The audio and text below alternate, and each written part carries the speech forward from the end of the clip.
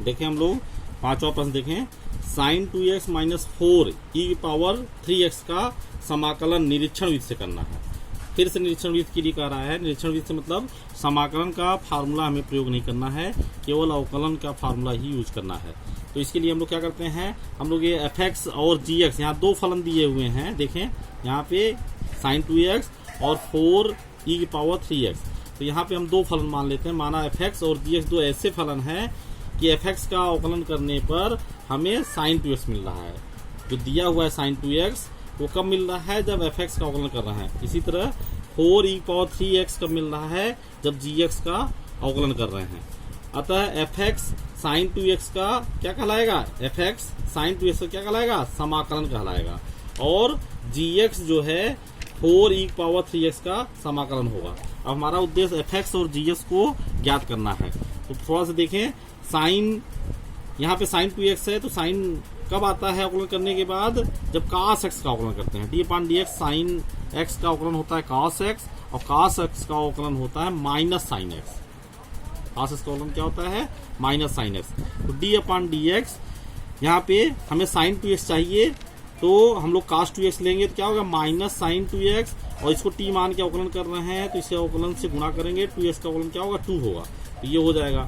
अब यहाँ पे हमें माइनस नहीं चाहिए, यहाँ माइनस आ रहा है, तो माइनस को हम लोग क्या कर लिए, यहाँ पे ले लिए। और ये cos 2x/2 माइनस के साथ जब अवकलन करेंगे तो क्या आ जाएगा, sin 2x आ जाएगा। इसमें किसी दिक्कत नहीं है ना। यहाँ देखें तो f(x) ये क्या था, पहले हम लोग देखे थे sin 2x को हम लोग क्या माने थे, d/dx f(x), और sin 2x यहाँ क्या है, d/dx f(x), तो f(x) क्या हो गया हमारा ये। तो यहाँ पे f(x) क्या हो गया, माइनस cos 2x/2। इसी तरह यहाँ पे देखें d/dx e⁻x का अवकलन क्या होता है, e⁻x का अवकलन x के सापेक्ष e⁻x। हमें चाहिए क्या, e⁻3x। e⁻3x के लिए e⁻3x हम लेके चलते हैं, तो यहाँ पे जिसको t मानते हैं उसके अवकलन से गुणा भी कर देते हैं। ये 3 भी आ गया यहाँ पे, तो इसको हम यहाँ ले ले, तो e⁻3x इसका अवकलन क्या होगा, e⁻3x d/dx। अब 4 भी चाहिए साथ में, तो हम 4 और इंक्लूड कर ले रहे हैं, तो इसका अवकलन हमें क्या मिल जाएगा, 4e⁻3x। तो यहाँ पे इसका अवकलन करने पे हमें 4e⁻3x मिल रहा था, तो हमें इसको gx बोल रहे थे हम लोग, तो gx का मान क्या आ गया ये।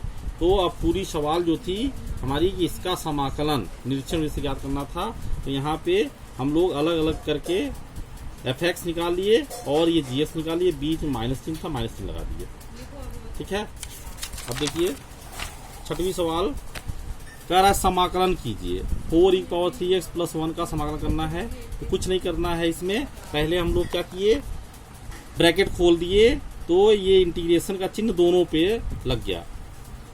Integration of 4e⁻3x dx plus ये इंटीग्रेशन यहाँ 1 पे लगा, तो 4 कांस्टेंट है, बाहर आ गया e⁻3x dx, और यहाँ 1 dx लिखा है। 4 कांस्टेंट था, बाहर था पहले से, e⁻3x का समाकलन, तो हम लोग इसको t मान कर रहे हैं। e⁻x का समाकलन क्या होता है, e⁻x होता है, और जिसको t मान के अवकलन करते हैं, t मान के करते हैं समाकलन, उसके अवकलन से भाग होता है। अवकलन में हम लोग जिसको t मानते थे उसके अवकलन से गुणा करते थे। अवकलन समाकलन जो है, अवकलन का क्या होता है, व्युत्क्रम होता है, इसलिए यहाँ पे गुणा नहीं, बल्कि जिसको t मान के अवकलन, t मान के समाकलन कर रहे हैं उसके अवकलन से भाग देंगे। तो यहाँ 3 का गुणा नहीं बल्कि 3 का भाग होगा, क्योंकि ये समाकलन है।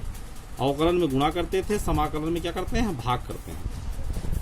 इसी तरह यहाँ देखें x², 7वां प्रश्न देखें, x² ब्रैकेट में 1 - 1/x², तो x² का अंदर गुणा हो गया, ये दोनों कट गए, और फिर कटने के बाद यहाँ 1 आ गया। 1 आने के बाद क्या हो गया, ये ब्रैकेट खुला, इंटीग्रेशन दोनों पे लगा, x² पे भी 1 पे भी, तो x² का एक्सपोनेंट वाला फार्मूला लग गया है, xn+1/n+1 ये हो गया। 8वें प्रश्न में तीनों को अलग अलग कर दिए, इस पे एक बार समाकलन लगा, फिर ये इस पे लगा, इस पे लगा, तीनों को अलग अलग खोल के लिख दिए हम लोग। a integration of x², a constant था, बाहर आ गया, यहाँ b कांस्टेंट था, बाहर आ गया, यहाँ c कांस्टेंट था, बाहर आ गया, यहाँ 1 बचा। तो हम लोग जानते हैं कि x का अवकलन क्या होता है, 1 होता है, तो 1 का समाकलन क्या होगा, x होगा। और यहाँ एक्सपोनेंट+1 वाला फार्मूला लगा है, यहाँ भी वही हुआ है, इसमें कोई दिक्कत नहीं है। 9वां प्रश्न देखें, इंटीग्रेशन ऑफ इतना, तो दोनों पे अलग अलग कर दिए, इंटीग्रेशन ऑफ इतना प्लस इंटीग्रेशन ऑफ इतना। ये 2 कांस्टेंट का बाहर हो गया, एक्स स्क्वायर रह गया यहाँ पे, ई पावर एक्स का समाकलन ई पावर एक्स होता है। कांस्टेंट केवल एक बार ही लिखा जाता है, बार बार नहीं लिखा जाता। यहाँ दो समाकलन हो रहे थे, एक बार यहाँ समाकलन एक बार यहाँ समाकलन, लेकिन कांस्टेंट एक बार ही लिखा जाएगा, ये इसमें कोई दिक्कत नहीं है। 10वां प्रश्न देखें, integration of under root x minus 1 upon under root x का होल स्क्वायर। तो क्या करते हैं, होल स्क्वायर कर दिए पहले हम, तो ए माइनस बी का होल स्क्वायर लिखा है, ए का स्क्वायर प्लस बी का स्क्वायर माइनस 2ab। फिर क्या हुआ, ये अलग अलग कर दिए, यहाँ देखिए ये तो कट जाएगा, -2 बचेगा। फिर अलग अलग खोल के लिख दिया हमने, और यहाँ पे x power n plus 1 x power n का फार्मूला लग गया, और d upon d x log x क्या होता है, 1 अपान एक्स होता है, तो 1 अपान एक्स का समाकलन क्या होगा, लॉग एक्स होगा, मॉड एक्स इसलिए कि यहाँ पे लॉग जो डिफाइन होता है पॉजिटिव संख्याओं के लिए डिफाइन होता है। तो यहाँ पे 2 कांस्टेंट था, बाहर आ गया, 1 बचा, 1 का समाकलन क्या होता है, एक्स होता है, और ये एक कांस्टेंट जोड़ दिया गया। इसी तरह 11वें प्रश्न देखिए क्या है, x cube plus 5x square minus 4x²। तो हम लोग अलग अलग, एक बार इसके साथ एक बार इसके साथ एक बार इसके साथ लिख दिए, और समाकलन का चिन्ह पूरे पे सब पे लगाते गए। ठीक है, तो ये हुआ एक्स क्यूब, ये एक्स स्क्वायर से कट जाएगा, एक्स बचेगा, यहाँ एक्स स्क्वायर कट जाएगा, यहाँ एक्स स्क्वायर नीचे है तो ऊपर आके एक्स पावर -2 हो गया। अब समाकलन करते जा रहे हैं हम लोग, समाकलन कर रहे हैं, एक्स का क्या होगा, x²/2 हो जाएगा। 1 का क्या होता है, एक्स होता है, एक्स पावर -2 में x power -2 plus 1 upon -2 plus 1 का फार्मूला लगा, कौन सा है, एक्स पावर एन का, integration of x power n का। तो उसके बाद सरल कर लिए तो हमको ये प्राप्त हो गया। और कांस्टेंट जरूर जोड़ते हैं, कांस्टेंट जोड़ना भूलेंगे नहीं, कांस्टेंट एक ही बार जोड़ेंगे लेकिन निश्चित रूप से जोड़ेंगे। इसका कारण हम लोग पहले पढ़ चुके हैं, क्यों जोड़ा जाता है। अब देखें 12वां प्रश्न देखें, ये लिखा है इतना, तो अब क्या हुआ, इसके साथ एक बार इसको लिखे, एक बार इसके साथ लिखे, एक बार इसके साथ लिखे, और इंटीग्रेशन का चिन्ह सब पे लगाए, इंटीग्रेशन को सब पे आरोपित किए, एक बार इस पे एक बार इस पे एक बार इस पे, और इसके साथ ये लिखा हुआ है अंडर रूट एक्स का मतलब होता है एक्स पावर 1/2, अंडर रूट मतलब होता है पावर 1/2, तो 1/2 कर दिए, और ये 1/2 ऊपर गया, यहाँ से 3 - 1/2 हो गया। ये देखें ये कट गया, एक्स पावर 1/2, और यहाँ एक्स पावर 1/2 क्या आ गया, ऊपर चला गया। तो इंटीग्रेशन करने पे क्या होगा, 3 दूना 6 -1 5/2। ठीक है, अभी हम लोग एक्स पावर 1/2 में फार्मूला लगा रहे हैं एक्स पावर एन वाला, और यहाँ पे भी एक्स पावर 1 वाला फार्मूला लगाए, और इसको सरल किए। सरल करते हुए हम लोग आगे बढ़ रहे हैं, और देखें यहाँ पे ये सरल होके क्या हो रहा है, इस रूप में आ रहा है। ये कहीं कोई दिक्कत नहीं है, केवल एक्स पावर एन का फार्मूला यूज किया गया है, एक्स पावर एन का फार्मूला यूज किया गया है। और ये करते हुए यहाँ पे हम लोग अपने आंसर तक आ जाते हैं। अब देखें 13वां प्रश्न देखें, इसमें भी कोई दिक्कत नहीं है।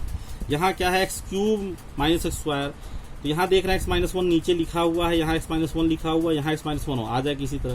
तो क्या करेंगे, यहाँ दोनों में से x² कॉमन ले लें, तो x² कॉमन लें तो x-1 आ गया, यहाँ x-1 यहाँ x-1, ऊपर से x-1 कॉमन ले लिए, x-1 यहाँ से कॉमन ले लिए, तो क्या हो गया, x-1 कॉमन जब ले लिए यहाँ और यहाँ से, तो यहाँ बचा x² और प्लस 1 बचा, x² प्लस 1, ये x-1 कट गया, और बचा x² प्लस 1। तो एक बार x² पे आरोपित हो गया इंटीग्रेशन का चिन्ह, और दूसरी बार 1 पे, तो दोनों को अलग अलग कर दिए खोल के। और x² का क्या होगा, x³ 3, और 1 का क्या होता है, x और कांस्टेंट c। 14वां प्रश्न देखें, integration of 1 - x under root x का अंदर गुणा कर दिए, इस अंडर रूट एक्स का अंदर गुणा कर दिए, तो ये अंडर रूट एक्स हो गया, और ये x अंडर रूट एक्स हो गया। फिर इसको दोनों पे लगना था, इस पे और इस पे समाकलन का चिन्ह लगा हुआ है, तो अलग अलग कर दिए, अलग अलग लिख दिए। और ये अंडर रूट का मतलब होता है 1/2, तो 1/2 कर दिया गया, और फार्मूला लगा दिए एक्स पावर एन का फार्मूला लिख दिए, और ये आ गया। अब 18वां सवाल देखें, integration of sec x plus 10x bracket में है, तो sec x का अंदर गुणा कर दिया गया, sec² हो गया, sec x का गुणा 10x में किया, sec x 10x हो गया। अब ये पूरे ब्रैकेट पे इंटीग्रेशन का चिन्ह लगा हुआ है, तो अलग अलग कर दिए, अलग अलग, एक बार इस पे और इस पे समाकलन लगा दिए। फिर sec² D upon d x 10x होता है, sec² तो sec² का समाकलन क्या होता है, 10x। यहाँ प्लस था, प्लस चिन्ह लिख दिए। D upon d x sec x होता है सेक एक्स टेन एक्स, तो सेक एक्स टेन एक्स का समाकलन क्या होता है सेक एक्स ये, और कांस्टेंट सी लगाना नहीं भूलेंगे समाकलन में, याद रखना है। 19वां प्रश्न देखें, सेक स्क्वायर एक्स ऊपर लिखा है, नीचे बटे में लिखा है cosec square x. Sec square x को 1 cos स्क्वायर एक्स हम लोग लिखते हैं, और कॉसेक स्क्वायर को 1 sin स्क्वायर एक्स लिखते हैं। ये साइन स्क्वायर एक्स पलट के जब ऊपर जाएगा तो क्या हो जाएगा साइन स्क्वायर एक्स बटा कॉस स्क्वायर एक्स, तो टेन स्क्वायर एक्स हो गया। और टेन स्क्वायर की एक्स का हम लोग इंटीग्रेशन नहीं जानते हैं, टेन स्क्वायर एक्स का इंटीग्रेशन हम लोग नहीं जानते हैं, तो हम लोग इसको कन्वर्ट करेंगे। जिसका इंटीग्रेशन हम लोग जानते हैं, हम लोग सेक स्क्वायर एक्स का इंटीग्रेशन जानते हैं, लेकिन टेन स्क्वायर एक्स का इंटीग्रेशन समाकलन हम लोग नहीं जानते हैं। तो हम लोग फार्मूला का यूज कर रहे हैं, sec square x minus tan square x equal to 1, ये सब लोग जानते हैं। Sec square x minus tan square x equal to 1, तो यहाँ से टेन स्क्वायर एक्स का मान निकालना है, क्या हो रहा है टेन स्क्वायर इधर चला जाएगा, तो सेक स्क्वायर एक्स -1 हो जाएगा। टेन स्क्वायर एक्स यहाँ पे सेक स्क्वायर -1 लिख दिए। ये दोनों ये ब्रैकेट पे पूरे इंटीग्रेशन लगा हुआ, तो इसको एक साथ एक बार इस पे लगाएंगे, एक बार इस पे लगाएंगे, इसको यहाँ किए ठीक। अब integration of sec square x होता है 10x, और 1 का क्या होता है x, ये माइनस था माइनस चिन्ह लगा है, 1 का क्या होता है x और प्लस c, ये हो गया। अब देखें integration of 2 - 3 sin x upon cos square x लिखा हुआ, तो क्या हुआ एक बार इसके साथ लिख लें, एक बार इसके साथ लिख लें, वही हम लोग कर रहे हैं। 2 बाई इतना -3/3 sin x बाई इतना, 3 कांस्टेंट था बाहर आ गया। अब यहाँ भी देखें 1 अपॉन cos स्क्वायर एक्स को क्या लिख दिए सेक स्क्वायर एक्स, 2 कांस्टेंट था बाहर ले लिए, 1 अपॉन cos स्क्वायर को लिखते हैं सेक स्क्वायर एक्स, 3 कांस्टेंट था बाहर है sine x upon cos x लिखते हैं, sine x upon cos x, यहाँ cos स्क्वायर एक्स लिखा है मतलब 2 cos x, cos x into cos x, तो साइन के साथ एक ले लिए, तो साइन अपॉन cos क्या हो गया 10 हो गया, और 1 अपॉन cos बचा हुआ है, 1 अपॉन cos क्या हो गया सेक।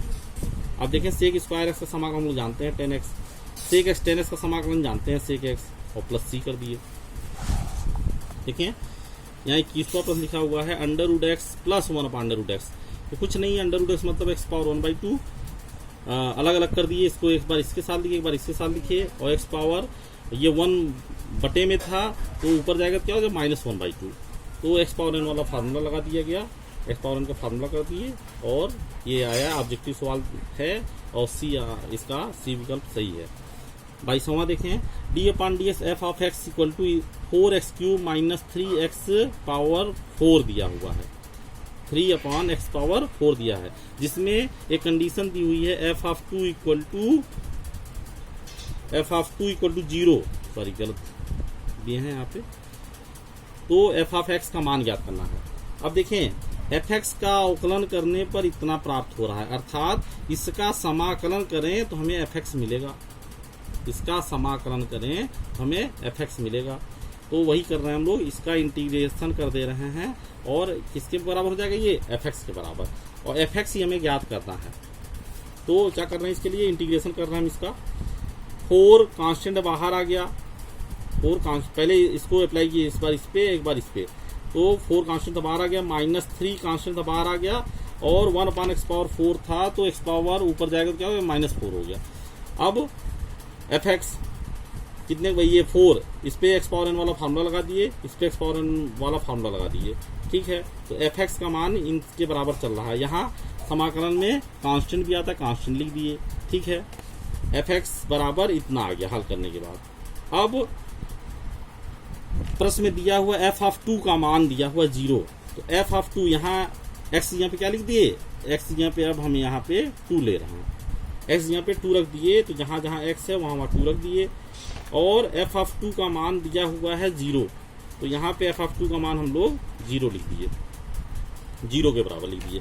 तो इसको हल किए, हल करने के बाद यहाँ पे देख रहे हैं ये इतना बराबर 0 है, यहाँ c लिखा हुआ है, अभी c का मान हम लोग यहाँ से निकाल रहे हैं, तो c का मान सरल करने पर हमें मिल रहा है, क्या मिल रहा है इतना, -129/8, -129/8 c का मान आया। इस समीकरण को हल करने पर यहाँ f ऑफ 2 का मान 0 लिखा था, f ऑफ 2 का मान ज्ञात किए, उसको 0 के बराबर लिखे, और यहाँ c ऑलरेडी है, और इसको हल करेंगे तो c का मान आ गया इतना, ठीक। अब c का मान समीकरण 1 में रख दें, ये जो समीकरण 1 हमने बनाया है, ये समीकरण 1 बनाया है, इसमें c का मान हमें रखना है। सी का मान हमने रख दिया, तो एफ एक्स का मान हो गया x power 4 plus 1/x³ minus 129/8। ये विकल्प ए सही है। देखें ऐसे प्रश्नों में जैसा यहाँ पूरे चैप्टर में यहाँ केवल ऐसी चीज़ दी हुई है, नहीं तो केवल इंटीग्रेशन करने के लिए कह दिया जाता था। तो ऐसे प्रश्नों में ये जो मान दिया होता है सी का मान ज्ञात करने के लिए दिया होता है। ये जो मान दिया होता है ये सी का मान ज्ञात करने के लिए दिया होता है, और कोई इसका डरने की बात नहीं है। ये केवल सी का मान निकालने के लिए कंडीशन दी हुई थी। तो यहाँ जब हम हल किए तो सी आया था, इस कंडीशन का यूज किए, f(2) = 0, f(2) = 0 लिखे, f(2) यहाँ से इसका मान ये लिखे, और सी का मान निकालने के लिए ही मुख्यतः ये दिया रहता है। इसमें परेशान नहीं होना है। अब आगे की प्रश्नावली के बारे में आगे की क्लास में बात करेंगे हम लोग। धन्यवाद।